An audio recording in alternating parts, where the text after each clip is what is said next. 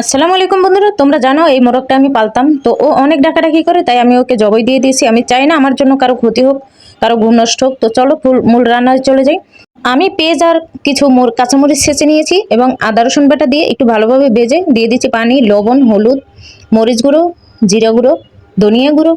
এরপরে দিয়ে দেব গরম মশলা গুঁড়ো এবং কিছু গরম মশলা, আস্তা, তেজপাতা সহ ভালোভাবে কষিয়ে নেব, কারণ কষানো না হলে তরকারি ভালো লাগে না। আর তোমরা যারা আমার ভিডিও দেখো তারা সবাই জানো যে আমি অতিরিক্ত মশলা তেল ব্যবহার করি না, কারণ এতে শরীরের ক্ষতি হয়।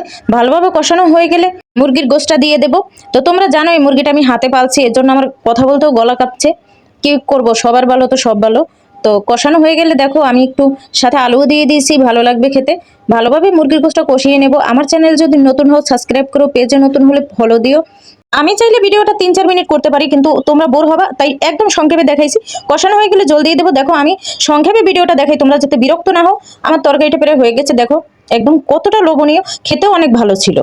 ওকে জবাই করা আমার কাজটা ঠিক হয়েছে না ভুল, অবশ্যই আমাকে কমেন্ট করে জানাবা।